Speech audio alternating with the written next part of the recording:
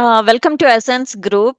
Reddy must have mentioned to you earlier. I would like to just, if you are wondering what is Essence Group, I want to give like Yes. just a few seconds. Okay. We're a group of individuals who are like, hey, come from different fields, Medicare and healthcare, teaching and scientists over here, and IT professionals, and just about anyone who is interested in lifelong learning, Mhm. exploring into science, education, sociology, and philosophy. We get together like every week, most weeks, for invite lectures from different folks. And you are the first time we are having someone from outside of India. Okay. Well, thank you. So That's an thank honor. you and That is for an honor. joining. Okay. Dr. Hultgren, Larry Hultgren is a distinguished professor of philosophy uh, at Virginia Wesleyan University in Virginia Beach. He retired recently, and he he was a very wonderful person that I came to know him over the years, working with him on a uh, conflict of interest group for our medical college. Dr. Hultgren graduated from with a PhD in philosophy from Vanderbilt University. So he had joined right after that as a professor at the Virginia Wesleyan University 55 years ago, and single-handedly built up the philosophy department, wonderful institution at the Virginia Wesleyan University. So he did many things. It takes a half an hour for me to explain to you his achievements, but I would just stick to what his philosophy himself and what he does briefly. Uh, he thinks that philosophy should not be confined to theory only, but it should be applied to world of science, medicine, government, and commerce. He taught his students to become critical thinkers. That is his focus using philosophy. Okay. And um, he teaches, uh, philosophy to the students, thus inculcating in them not only as a critical thinkers, but also teaching humility. He believes philosophy teaches humility. That makes you a wonderful human being. Okay, his personal philosophy is guided uh, his long, distinguished career for 55 years, and he had so many achievements.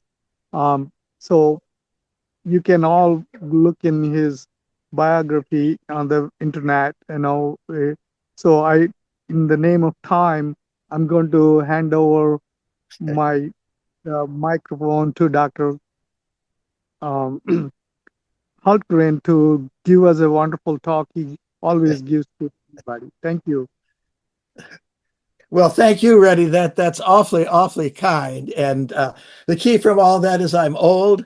That I was blessed to be able to say at the same institution for 55 years. And when we came, my wife is an anthropologist. She had retired earlier, and it was great to be at a university that was a small liberal arts college, now is a small liberal arts university. Uh, uh, I'm going to, try to say a couple of things, and then hopefully we can get to more of a discussion, because that's really what would be a lot more fun here. And I wasn't quite sure about the topic. Ready to say something about philosophy. And I'm not kind of sure what you were expecting, and so we'll see, and maybe you can at times just kind of bring up some questions sort of along the way. But I decided I'm going to start with the question: what is philosophy? That's the first word that comes up on the topic that was finally created. What is philosophy? And I want to talk a little bit about that question, why it's a very very difficult question. And then we can kind of discuss sort of what you think of when you think of philosophy, what you think the role of philosophy is in the modern world or in making a civilized society, or maybe more importantly, what philosophy ought to be, right? I want to start with just kind of a story as I was thinking about this. And I recall that when our two boys were small, we lived in Norfolk, Virginia, near what was the former DePaul Hospital. And my two children, the two boys we had, played with two children up the street whose father was a plastic surgeon at DePaul Hospital. And one day I overheard sort of their conversation, these kind of four boys getting together, and one of the older neighbor boys was bragging about how his father was a doctor. And our oldest son, Chris, I remember, responded, well, his father was a doctor too. But then the neighbor boy challenged him and he said, yeah, but is he a doing kind or a thinking kind? Okay. Well, Chris kind of thought for a little bit and responded sort of defeatedly with, well, he's a thinking kind.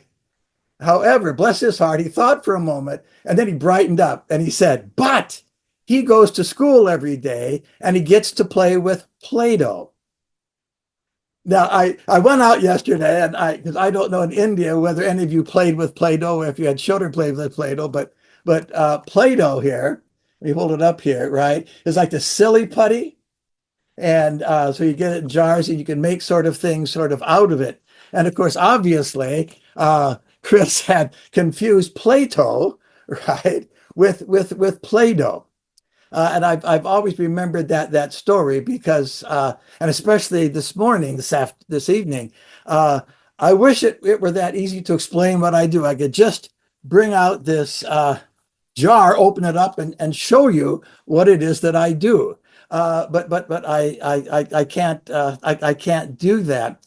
One very ancient savant said that it's harder to get two philosophers to agree than two water clocks.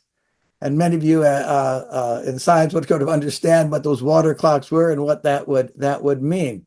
The English philosopher Nigel Warburton keenly observes that philosophy is a very unusual subject in that its practitioners, never agree on what their subject is.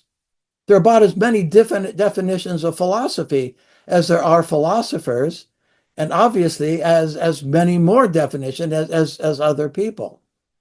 And even Cicero once said that there's nothing sort of so absurd that has not been said by philosophers. I feel a little bit like what sort of St. Augustine said about the concept of time, right? Augustine says, when nobody asks me, I know what time is. But whenever somebody asks me about what time is, I realize I don't know. And that's really kind of what philosophy is. And that's why I hope later we can get into a discussion of what you think of philosophy and what it is. As I was thinking about this presentation with you this morning, again, this problem of trying to explain what philosophy is, was reminding of a little poem that I had seen once, and I wrote it back down here. And it's called The Centipede's Dilemma. And maybe some of you had seen that, or maybe if you have children, had read it to them. But this is the little poem. A centipede was happy, quite, until a toad in fun said, pray, which legs comes after which? This raised the doubts to such a pitch that the centipede fell exhausted in the ditch, not knowing how to run. And that kind of, in so many ways, to me, kind of explains sort of my situation. Here I am, a teacher of philosophy, something I've sort of been doing all my life. But when I sort of stop for a moment and come to tell you sort of literally which foot comes after which, I'm kind of unable to do it. And I'm sort of worried about that sort of analogy, is that when we sort of finish our discussion, you two are going to be left wondering sort of what is philosophy. But if that happens, you're going to be doing philosophy, right? And better yet, when we get into our discussion, we might kind of talk about not just sort of what is philosophy, but more importantly, right, what ought philosophy to be? Okay. So that's what I want to try to talk about this morning. And I'll try to keep kind of an eye on the time because I had so many things I want to say, and I'll try to make sure that we have plenty of time to kind of to talk about this. But I want to begin by looking sort of briefly at philosophy in the West. And so I want to talk a little bit about just, again, from one perspective, what does philosophy do? What does philosophy studies? Sort of how does one philosophy? And I want to just kind of pick a point to begin with and sort of begin trying to understand a little bit of philosophy's history, right? To help us maybe understand philosophy. Maybe you kind of pick someone out who's been recognized by others as a philosopher and see what that person does. And so obviously the historical origins or roots of philosophical thinking and exploration, they vary around the world, they vary around the globe.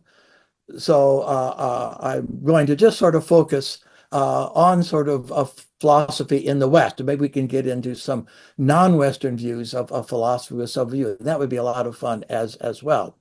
Well, here in the West, philosophy goes all the way back to the ancient Greeks. Not that far back, obviously, but it goes back to the ancient Greeks. And the Greeks were the earliest philosophers, but they weren't known as philosophers, right? They were simply known as sages in many of the traditions that you are aware of and maybe come from. Also, you find going back and talking about that sage tradition as well. But the sage tradition in the West gives us sort of a glimpse, a kind of a glimpse, really, of philosophy in action. And as you might know, sages are associated sometimes with mathematical and scientific discoveries, at other times with their political impact in their culture. And what makes these figures kind of interesting, I think, and demonstrate, because these are individuals that sort of demonstrate, first of all, a skepticism of traditions, right? These people who sort of wondered about things, right? They didn't sort of accept the answers that they were given, sort of the common answers. They were sort of skeptical, really, of answers, wanted to kind of figure things out for themselves. Secondly, related to that, as I said, they sort of wondered about things. They were curious about their world, right? They were curious about their place in it, okay? And thirdly, I think they had a commitment to applying reason and their own powers of observation to try to understand nature or to try to understand themselves or really to try to make society better, okay?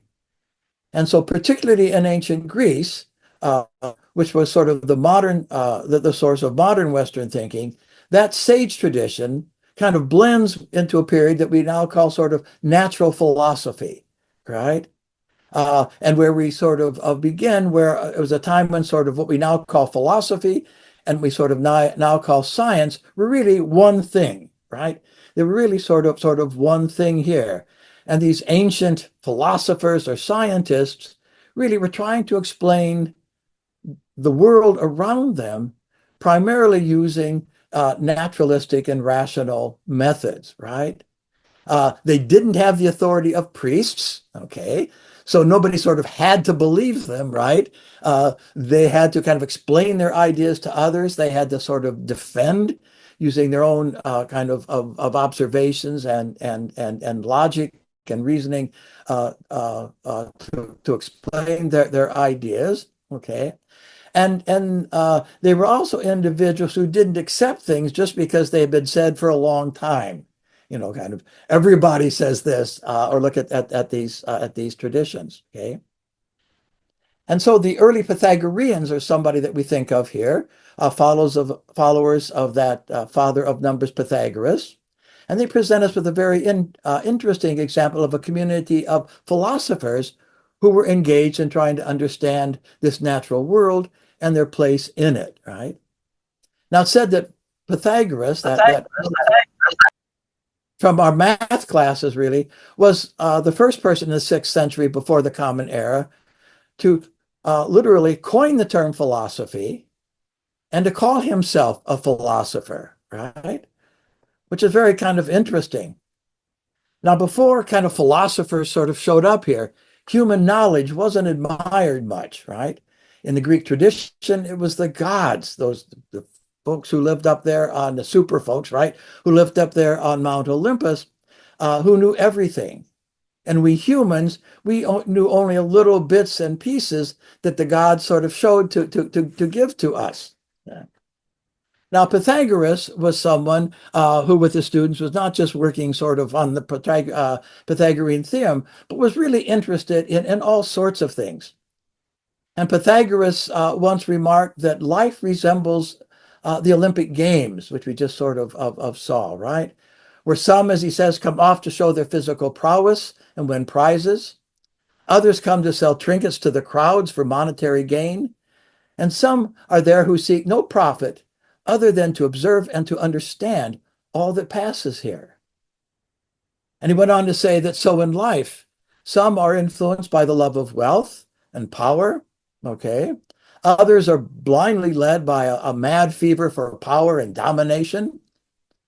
But then he said the finest type of man gives himself or herself to discovering the meaning and purpose of life.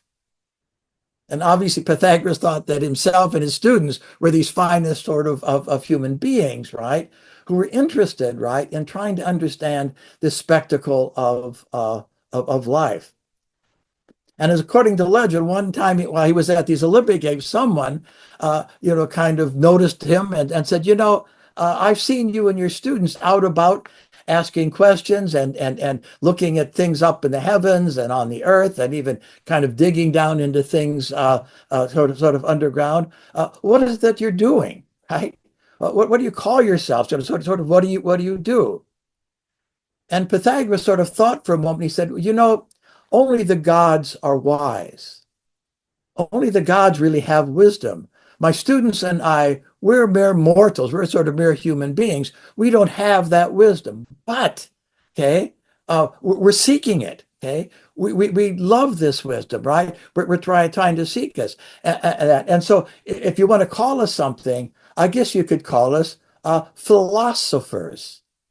Philo, that Greek word for friend or seeker, right? Or lover, philo, and Sophia, sophos, the Greek word for wisdom. Okay, that my students and I, we are lovers of wisdom, philosophers. We're seekers of wisdom. Okay, and thus the term philosophy was coined. Well, obviously that leads us again with two other important questions, right? What is wisdom? If you're seeking wisdom, what is wisdom? And what does it mean to love wisdom, to be a friend of wisdom, okay? A philosophia.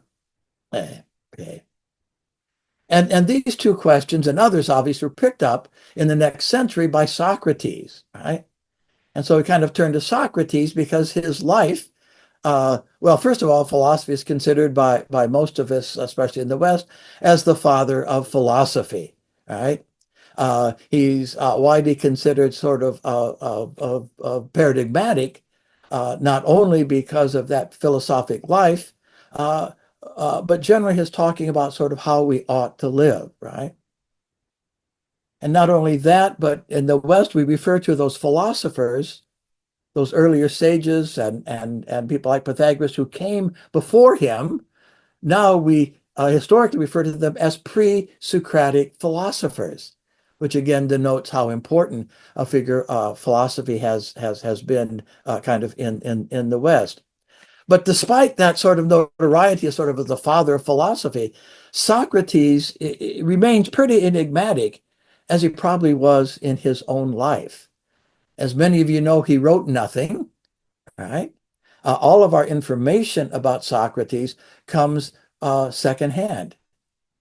Socrates had a lot of students, but he wouldn't let them take notes, and he wouldn't let them write anything down. Okay, even though it was kind of hard as you wrote on the papyrus and stuff like that, but he just thought that was just that would not help you remember things. It would not help you think. If you wrote it down, you'd go home, you'd set it on a shelf, and you'd think you understood it. So he wouldn't let his students do that. Happily, after his death, as good students always do, they questioned him. They didn't necessarily believe everything he said, but they got together and talked about what it was like to be a student, and wrote down what it was like to be a student of Socrates. And I'll come back to that in just a moment. Our earliest kind of source about Socrates comes from a Greek playwright who was a contemporary of him, Aristophanes, and he wrote a play called The Clouds, in which he literally lampooned poor Socrates. He wrote about him being this guy who lived in a basket up there in the clouds.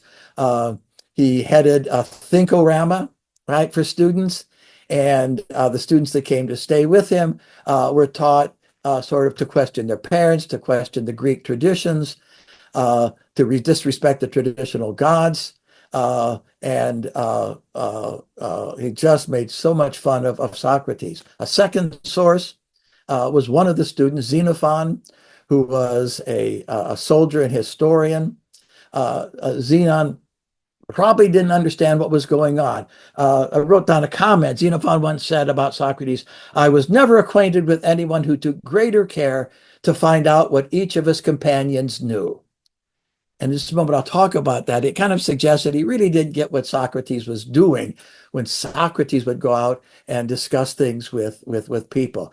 He wasn't just, in a sense, was trying to find out what they knew, but for a much more important reason than I think Xenophon discussed.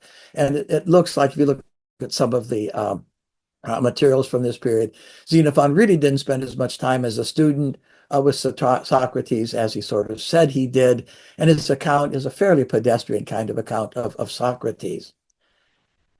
But then that third source that we have are those writings of Plato. Okay, that he did after the death of Socrates. And philosophers in the West have sort of privileged those accounts of Socrates, given by what they feel to be sort of their fellow philosopher. And we turn to those writings of philosophy for a couple of reasons here.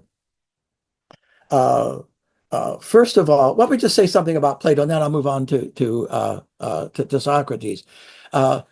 Plato probably has exerted more influence on the development of Western thought than any other writer, again, with the possible exception of his teacher Socrates, as well as Plato's student Aristotle. The famous mathematician and philosopher Alfred North Whitehead famously concluded that all of Western philosophy is but a footnote to Plato. That's obviously an exaggeration, but it suggests that we can't sort of underestimate his point either. But Plato now becomes very important because he left us a substantial sort of reservoir of writings. It's believed by most Plato scholars that most, if not all, of Plato's writings have survived. People thought they're important enough that they kept them. They passed them on. Of those pre-Socratic philosophers, even some of those sages, for many of them, we really only have some myths that they wrote, or we just have sort of some fragments that they wrote. And so we've got from Plato this wealth of material that suggests here's someone that people thought was a philosopher, and we get to see sort of how he did philosophy. Also, if you get a chance to read any of those writings, you know those writings they're elegant, they present a great deal of charm. Plato presents his writings in the form of dialogues, right? And so those dialogues sort of reveal sort of the concrete experience out of which philosophy emerges, out of which philosophic speech emerges. And finally, I think about the thing about Plato that becomes so important for us in thinking about philosophy and its history is that Plato's works weren't static, right? Plato sort of follows his own dictum, which was never bar the door to inquiry, right? And in fact, if you read through Plato's writings, almost every criticism that philosophers after Plato have leveled against his work were first brought up by Plato himself. It's just really pretty interesting. Plato also went on to establish really the first of the major schools in ancient Greek. Well, as I said, after Socrates died, Plato and the students got together, talked about Socrates, And Plato then wrote a series of dialogues. And in his early dialogues, those are dialogues that focus on we're trying to give us really a portrait of the historical Socrates. They're characterized by this focus on Socrates and Socratic philosophy in general. And then later he wrote a series of middle dialogues like the Republic that some of you may have encountered. And there he still uses Socrates as his main character, but he uses character as a kind of mask, but as a kind of voice through which Plato develops his own philosophy. So in these early dialogues, the main character and speaker is Socrates, and the words are presumed to be primarily the words of Socrates, as Plato's trying to keep these words and these things of Socrates alive. In these later dialogues, like the Republic, the speaker is Socrates, but the words are meant to be those of Plato. Plato now begins to develop his own sort of philosophy. And so very quickly, I want to look at what are those early dialogues, but just sort of say something that Socrates tells us in the Republic about how he became a philosopher. And you may have heard this, but I think it's really relevant to sort of our thinking. I apologize. The sun is moving here and it's coming. I've got like either some kind of a halo here or something on my head, and I apologize. If I move back, I get two of them, so I'll just have to leave. You look like a sales anyway. Well, okay. Maybe you'll focus on how I look and not worry about what I'm saying. Okay, that might do it. All right. Anyhow, so Plato tells us how a friend of his, a young Greek by the name of Chaerephon, one day went to the oracle at Delphi in Greece, and the oracle was the Greeks' pipeline to the gods. You wanted to find out something about the gods. You got an audience. You got in there. You could ask the gods a question. They give you an answer, but the oracle, these answers are always kind of like riddles, right? They never told you directly. You kind of figure them out. Anyhow, this young Greek went to the oracle and asked the oracle of all things he could ask, right? Could ask about the Greek stock market, who knows? But he goes to the oracle and he asks, who's the wisest person in all of Greece? And the oracle replies, it's Socrates. And so Chaerephon comes running back to Athens saying, the oracle, the gods have said Socrates the wisest man in all the Peloponnese. Now the Greeks felt the Peloponnese was the whole world. But anyhow, and you can imagine Socrates was stunned. Socrates was a pretty average guy. He was a good citizen in Athens. He had fought in the Peloponnesian Wars. He was a soldier in the war against Sparta, was a soldier's soldier.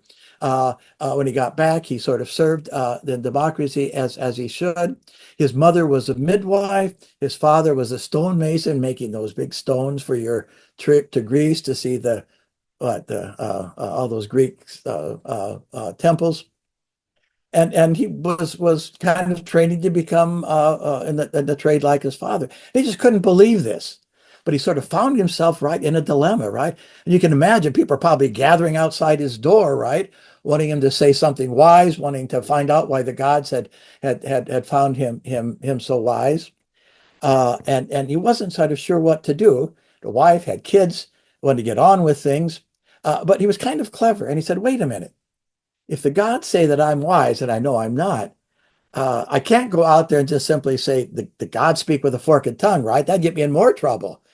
So I've got to take this as it is. But look, if I can go out there and find someone in my society who's wiser than I am, then I get all the press off me and I can go on with what I want to do. And that is that. And so that's what he does. He literally goes down to the giant Athenian mall, right? The Agora, right? The marketplace where all the ships are coming in. And he goes searching for somebody who is wise. And in his society and his ours, there are plenty of people out there claiming to know all about things, especially the politicians, right? They know all about how to rule Athens. They know all about what people need, et cetera, et cetera. And so he talks to the politician. He talks to the poets, right? He talks to the butchers bakers, right? The candlestick makers, and they're eager initially to talk with him. And as he talks with them, he realizes they really don't know what they claim to know, right? They just sort of repeat things, or in some of the dialogues, when Socrates keeps pestering them about, well, what about this or that? When they can't answer him, they all have to go to lunch, right? Oh, it's been a great conversation, but I see by the time that I've got to go on, I can't continue this. And so after a while of this happening, Socrates literally sort of just suddenly said, I get it. I think now I know why the God said I was so wise, right? Okay. I don't boast arrogantly about having wisdom, right? I realize I lack wisdom. And maybe that's what the oracle meant, that I, Socrates, am wise, right? Because I don't believe I'm wise, right? I'm wise because I recognize my ignorance, right? That I, Socrates, am wise because I'm only singly ignorant. All these people I've met who claim to know when they don't know, they're doubly ignorant, right? They don't know that they don't know, right? They all suffer from this double ignorance. They don't know that they don't know, okay? And when I'm talking to my students about this, I used to be able to bring in, when I had my office, I had a poster, and I got at one of these shops that you've probably seen this, the phrase that sort of said, don't confuse me with the facts, my mind's made up, right? And that's really what being double ignorant really is, right? You already know all about something, so there's no need to learn any more about it. You already know about something, there's no need to really discuss it. You might want to preach it to someone else, but certainly you're not interested in finding out what anyone else is talking about. And so Socrates sort of love of wisdom here, right? It wasn't simply sort of the uncovering or the celebration of ignorance. Yeah, Socrates knew that he didn't know, but now feels that it's sort of incumbent upon him to learn, right? And in response, he believes that the gods now have given him. Let me see if I can maybe turn this a little bit here. Will that help a little bit? I'm sorry about this. Move over this. Maybe I'll move over here. Just kind of, I don't know. I apologize for that. Okay, we'll just see what happens here. But anyhow, so Socrates then now believes that the God has given him a calling, right? Vocatio has later, but has given him a vocation, right? That he, Socrates, now needs to carry on this discussion. And later he says, of no small matter, but how we ought to live, right? That Socrates, was now called upon to sort of help his fellow citizens, right? Seek wisdom, to recognize they didn't have wisdom. They were doubly ignorant, okay? Reduce that to a single ignorance. And then once they recognized they lacked wisdom, to help them seek it, right? To reduce that. And so Cicero sort of later said this about Socrates, right? He said, Socrates was the first to call philosophy down from the heavens, no longer sort of interested in what's up there, right? Or what's over there. He called philosophy down from the heavens. He placed it in cities and even introduced it into homes and compelled it to inquire about life and standards of good and evil, okay? And so with Socrates, sort of philosophy turns away now from natural philosophy, and it focuses on what Socrates called the examined life. And so Socrates now believes it's sort of his task, right, his calling, to help his fellow citizens sort of become more thoughtful, really, right? It's a sort of thoughtlessness going on with the sophists and others sort of who over there, to sort of realize the arrogance of their supposed knowledge. They haven't figured it all out. And then together to try to what? Well, figure it out, okay? And so he talks about two different sort of figures that he kind of uses here. One, he uses the image of the gadfly, okay? Now, I don't know in India, but here we have those pesky flies. If you go up north, go out fishing and things like these, what we call these big horse flies. They're just pestering you all the time. And just trying to get rid of them. And, you get tired of turning to poison to try to get rid of them, right? But anyhow, and so he talks about this being a gadfly. In Athens, even these flies that are always around these horses and constant them things. And so he refers to himself as a gadfly, and he sort of says, it's my job here to sort of harass my fellow citizens, right? Into questioning their beliefs, into questioning their ways of living, right? To reduce that double ignorance to a single ignorance. And then once he reduces their doubling to a single ignorance, then his task becomes a positive task, right? To help them, right, gain wisdom. And here, we can't get into it. It's also fascinating. He uses the example of his mother who was a midwife, right?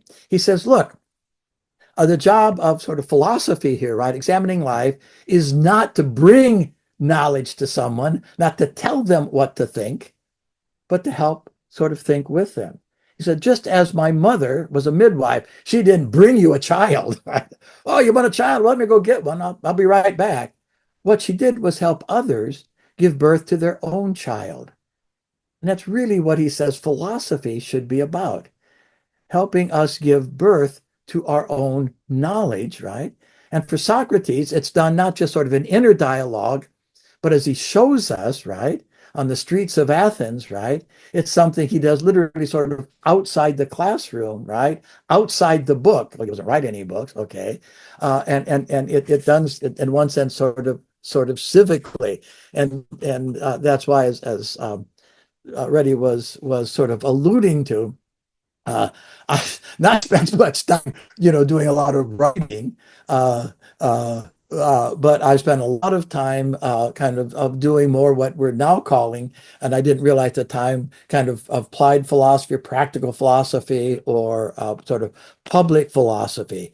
As I spent a lot of time working down at Eastern Virginia Medical School, where Reddy was on the Conflict of Interest Committee and other committees, and working with in our area, obviously along the sea here, with environment issues and things like that into my classes. Okay. So anyhow, so philosophy then reminds us of a couple of things, right? Reminds us that philosophy begins in wonder, right? Okay.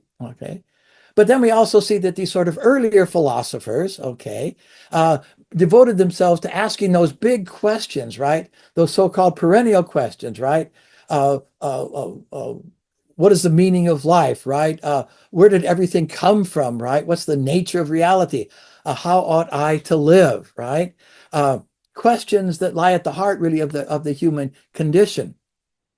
And I mentioned that because just sort of very, very quickly here, that's very different than what most of us found in our philosophy classes. Right.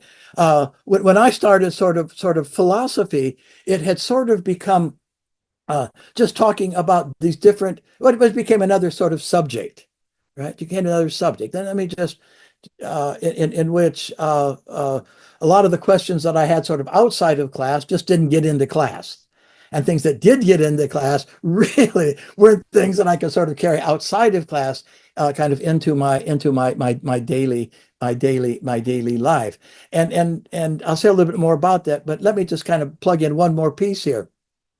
We've seen kind of this sort of more ancient view of philosophy as not a particular subject, not a particular discipline, but as a kind of way of life, right? Kind of a way of living here. And I think that becomes sort of very very, very important, because initially, remember I said that initially sort of philosophy and the sciences, which many of you involved in, were the same thing, right? In fact, originally philosophy was considered sort of the queen of the sciences, really. Or really, philosophy included, right, all of these things we have now sort of separated into separate disciplines. So when I look at our college catalog, some 40, 45 majors, and it keeps adding more to it, right? At one time, there just may have been one book called philosophy, okay? You see? And something here kind of happened, and it's sort of as many of you many of you may kind of know here, that at a one time, These were all sort of part of philosophy. And then something happened, right? So what we see sort of happening is that sort of over time, a group of thinkers say, there's just too much going on out there. Why don't we just sort of pick this little question over here? Let's pick living things. Let's just look at living things, right? Let's look at bios. Let's look at life, right? And so a group would literally sort of get together, pick narrow their focus on just sort of a few things, right? And seek knowledge, understanding, sort of wisdom with those things. Sort of agree on a certain set of problems, agree on sort of how we're going to approach them, a kind of methodology we're going to agree on, and what sort of is going to count for an answer. Okay.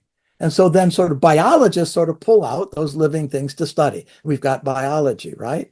Um, uh, uh, and gradually you find others going in and pulling out those questions that they're most interested in. Can't be interested in everything. So what are the questions I'm most interested in, right? Kind of narrow the focus, okay, to a certain set of problems, right? And so you find others going in and pulling out, right? Okay, uh, uh, problems about the self, the suke of the psyche, right? Logos, right? Study or kind of the word about or working with, questions about the self, right? So we get psychology, right? Okay. So over time, gradually, you have all these different disciplines emerging, all these different specialties sort of emerging, right? Okay. And so what about philosophy? Well, in a way, philosophy is what? What's left? It's the leftovers. It's those questions that nobody wanted. It's those questions that nobody took. Okay. Okay. So, and that's again, if you go to look at most college catalogs today, that's what you see. Those questions, okay, have become sort of sub-estates or subdivisions, right, of philosophy, right? And so, what are the kinds of things that were left over? Almost the scraps, if you think about those days when you were supposed to eat everything on your plate, you left a couple of things there that you didn't like.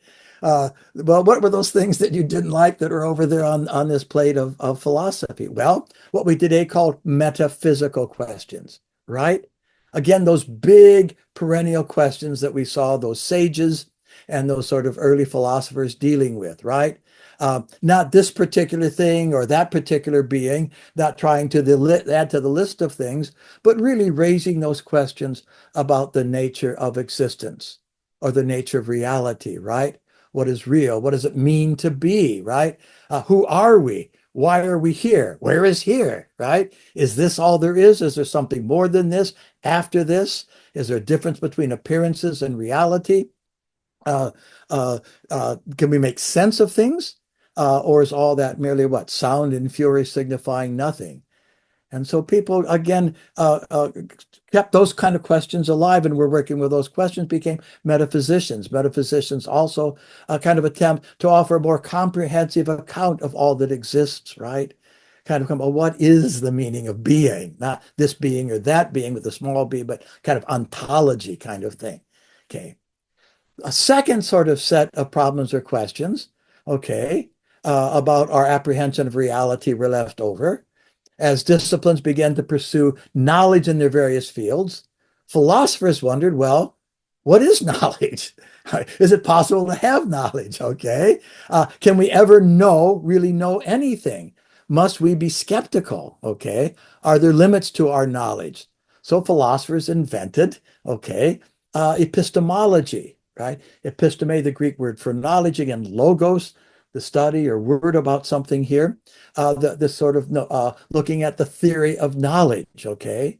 Again, a more second order kind of question, raising questions about the scope and nature of knowledge, right? What do we know and how do we know it? And then there were a third sort of set of questions that kind of fell to philosophers, and these sort of fall under a general heading of axiology. Okay, axios being a Greek word for value or worth. Okay, and again, and those are questions about ethics, questions about aesthetics, right? Even questions about religion, some other things, and political science sort of get in there as well. And these are questions about, as I said, sort of ethics. What should I do? what should we do, right? What is good or bad? What is right or wrong? What is just or unjust, right? How should we make value judgments, okay? Or questions about aesthetics, right? What is the nature of beauty or the sublime, okay? Does beauty lie solely in the eyes of the beholder? Okay, so if there's a different judge, my great work of art would have been considered great, okay? Or what's the difference between music and noise? Okay, aesthetic kinds of questions. And then finally, kind of a fourth subestate or division of philosophy today.